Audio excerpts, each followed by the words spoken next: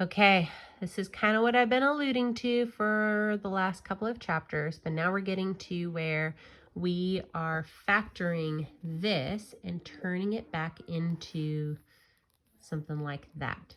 The reason we want to take this and turn it into this is so that then if it equals 0, I can tell what each of the terms would be. So like on this one, if this equals 0, well then that means that x equals -4 or x equals -3. So if I'm solving for x, then I want to be able to factor to get my two answers. Okay, before what we learned is x plus 3 times x plus 4 equals x squared plus 4 plus 3x, I don't know, x squared plus 3x plus 4x, FOIL, remember, inside would be 3x, outside would be 4x, plus 12, so that would end up equaling x squared plus 7x plus 14. Now the interesting thing I want you to note about this is we've got a 3 and a 4, a 7 and a 12. When I take the 3 and the 4, they equal 7 plus 7 and 12. 3 times 4 equals 12. 3 plus 4 equals 7. That is not coincidental. That will happen all the way through. So here they wrote it out with letters, and don't let it confuse you. So we've got x squared plus bx plus c. That is like 7 and 12 on my last problem right up here. See? 7 and 12. Now, that equals x plus p and x plus q. When p plus q, 3 plus 4, equals 12b, and 3 times 4 equals, 3 plus 4 equals 7, which is what b is right there, and 3 times 4 equals 12. So when we're trying to solve for a polynomial, like let's look at this one, I want to think about what are two numbers that if I multiplied them together, they would equal 18, and if I added them together, they would equal 11. So 18, think about 2 and 9. Oh, I think I just got it. 2 and 9. 2 and 9, you add them together, equals 11. 18 and 1, you add them together, nope. 6 and 3, you add them together, that equals 9. That doesn't work either. So you think about what numbers, when I multiply them together, what are numbers that what are factors of 18? And then if I add them together, which ones equal 11? So this is x plus 9 times x plus 2. X plus 9 times x plus 2. And the if I'm solving for this equation, if it was equaling 0, then x is either -9 or -2.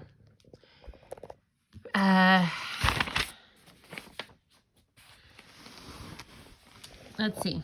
Okay, so we've got a trinomial. We're factoring trinomials to make it two binomials. And this is what I was talking about before. When I have two positives, it's going to be all positives there. If I have a positive and a negative, then this last term is always going to be negative.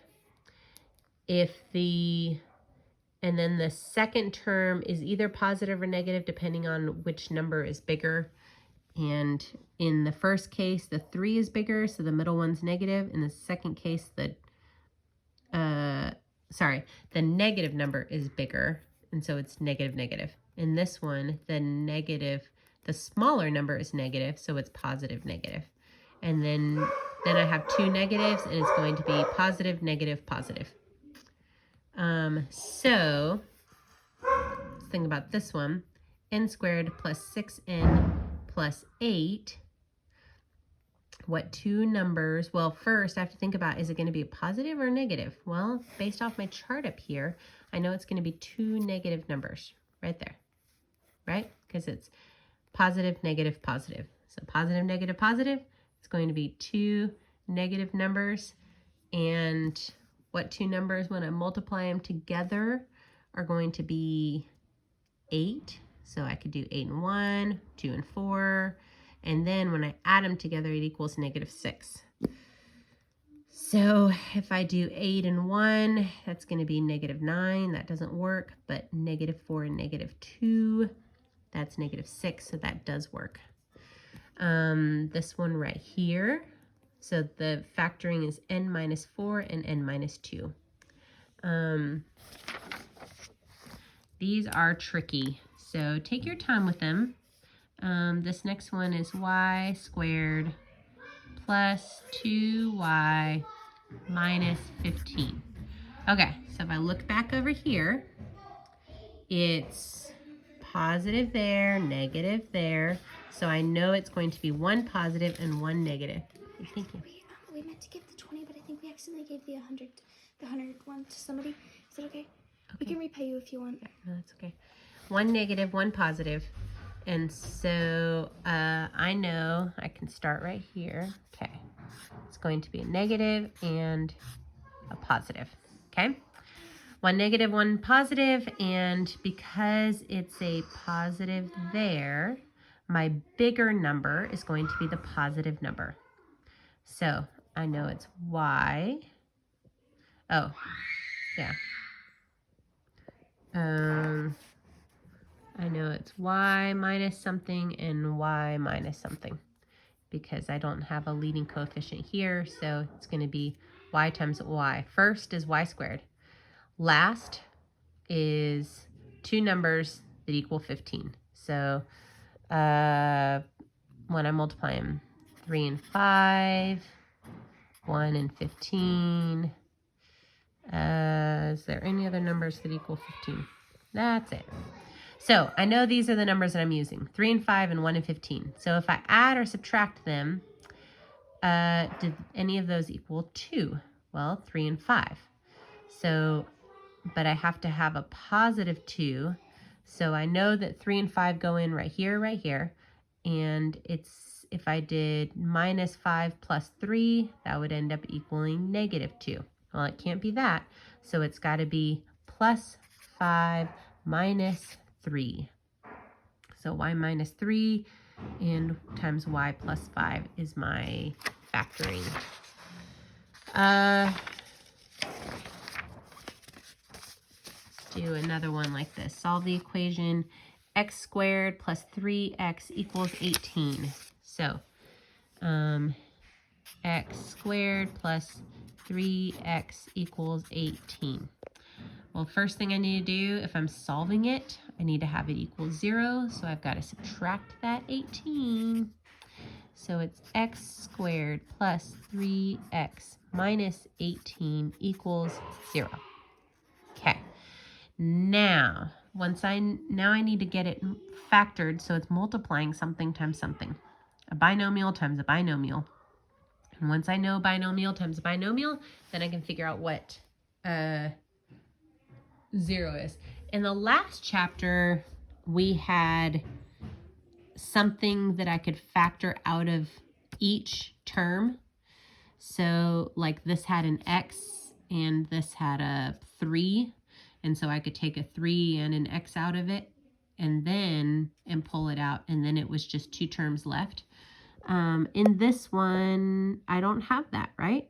I have an x squared and an x, and then I've got a integer here at the end.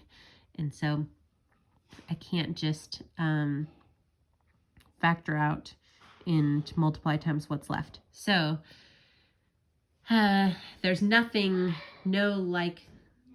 I can factor out of all of them like that. So I have to do this binomial or trinomial factoring to get two binomials. Okay, so I look at 18. What are numbers that when multiplied together equal 18? 1 and 18, but that one's not going to help me because if I add or subtract that, it's not going to be 3. And I know that I'm actually going to be subtracting them from one another because there's a negative here and a positive there.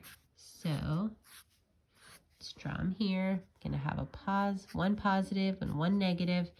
And because this is bigger, then I need my bigger number there. Okay? And then I've got x and x. So negative 1 and 18, that doesn't work. 3 and 9. 9 minus 3 equals 6. That doesn't work either. Then, oh, I missed one. 2 and, but I don't think that one will work either.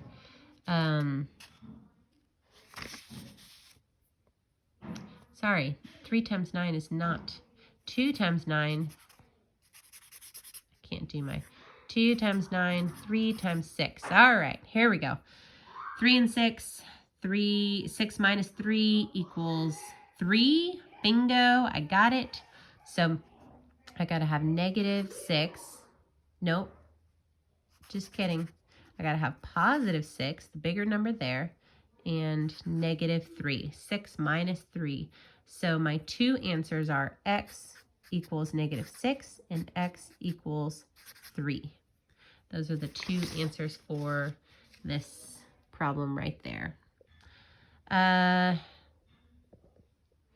This last one, you're making banners to hang during School Spirit Week. Each banner requires 16.5 square feet of felt and will be cut as shown. So I've got my area equals length times width. My length is 4 plus W plus 4 times W. It's adding this one, this one, this one. Well, I could do 8 plus W times W. So it's going to be W squared plus 8W minus 33 equals, oh, so first I get 8W plus W times W. So it's 8W plus 8W equals 33. Well, then I have to subtract the 33 to get it over here because they want to know what W equals. And so I need solutions for W. So when I look at that, I can see, okay, what are numbers that when I multiply them together, they equal 33?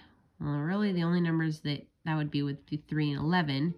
Does it work that 8 is 3 and 11 work with 8? Yes, it does. 11 minus 3. So plus 11 minus 3. That's how I factor that one out. And then W can either equal negative 11 or 3. So the banner cannot have a negative width, so the width is 3 feet. So they want to know what can I, if I have exactly 16.5 square feet of felt, then how big is the banner going to be? And so that's how we solve it. Okay, good luck. This is a really important chapter.